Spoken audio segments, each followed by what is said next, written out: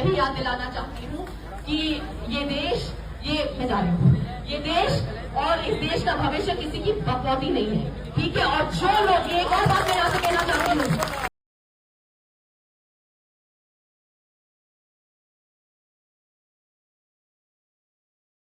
नमस्कार, आदाब। मैं हूं मोहम्मद इमरान और आप देख रहे हैं जय हिंद जनाब। साल 2009 में एक फिल्म आई थी, थ्री इडियट्स। इस फिल्म के बॉक्स ऑफिस पर 100 करोड़ नहीं, 200 करोड़ नहीं, बल्कि दुनिया भर में 400 करोड़ से ज्यादा कमाई की थी। फिल्म का एक किरदार जिसने हम सबका दिल जीता, वो था फुंगसुक वांगडू उर्फ रेंचो। लेकिन क्या आप जानते हैं कि वे किरदार काल्पनिक नहीं था, बल्कि किरदार प्रेरित था लद्दाख के एक महान इंजीनियर, शिक्षा सुधारक और पर्यावरण कार्यकर्ता सोनम वांगचू से। वही सोनम वांगचू आज दिल्ली के जंतर मंतर पर भीषण गर्मी में अपनी जान की बाजी लगाकर अनशन पर। इस अमर अनशन को कई दिन बीत चुके हैं। उनका वजन 8.5 किलो से ज्यादा कम हो चुका है। शरीर का ब्लड शुगर लेवल खतरनाक स्तर पर पहुंच चुका है। उनके अंग लगातार कमजोर पड़ते जा रहे हैं।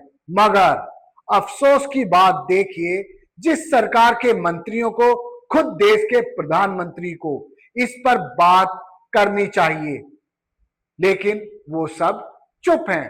15 जुलाई 2026 सुबह 9:30 बजे मिस्टर सोनम वांगचुक का 18वें दिन का जो अनशन है, उनका हेल्थ बुलेटिन प्रस्तुत करने जा रहा हूं।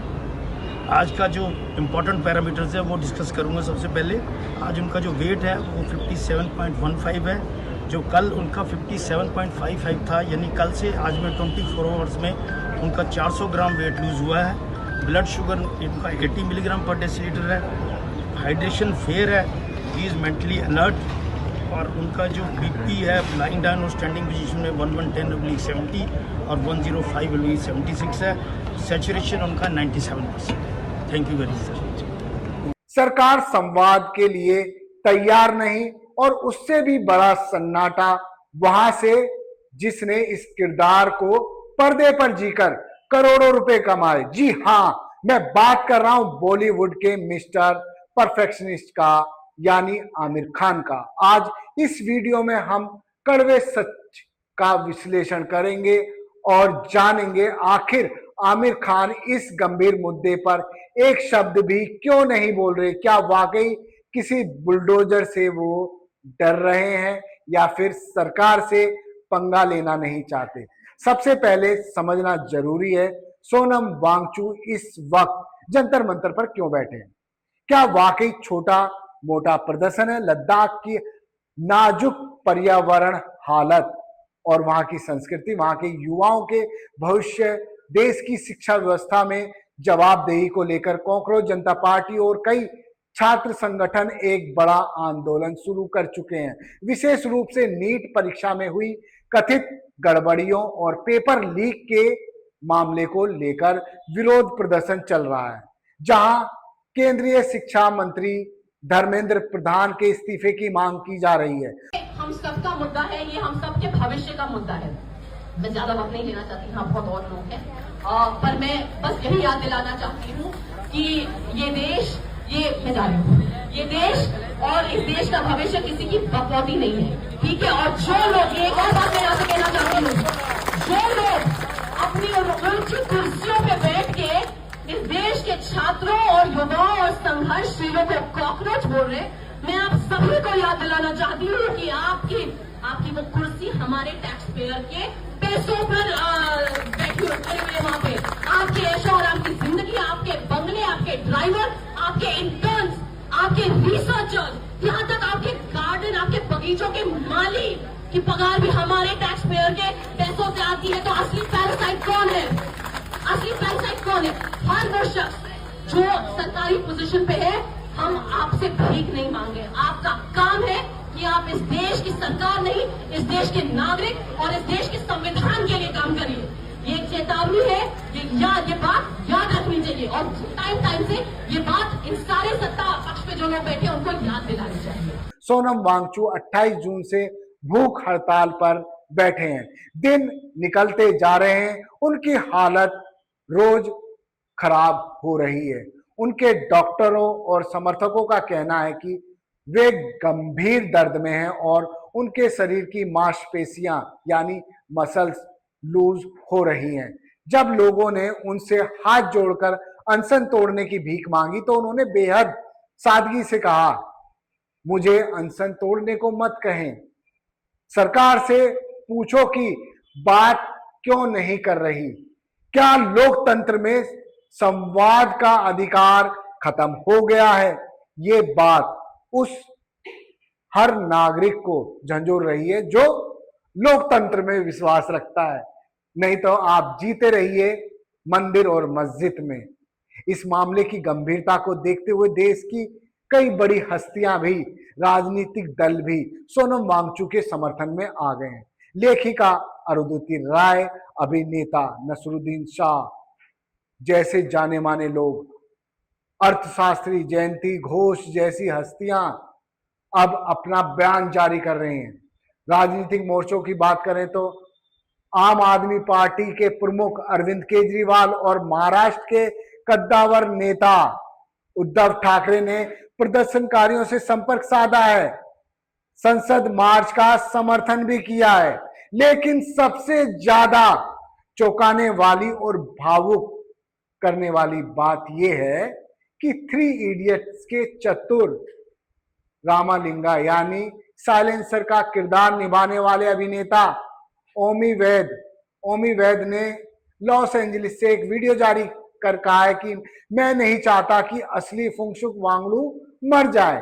हेलो इडियट्स, पहचाना, मैं चतुर बोल रहा हूं।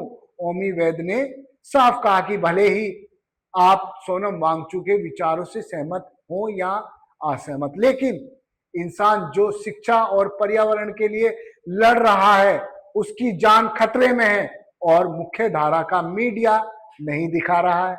जब फिल्म का एक सह कलाकार 7 समंदर पार से इतनी बड़ी बात बोल रहा है तो फिल्म का मुख्य नायक चुप क्यों है, यानी आमिर खान।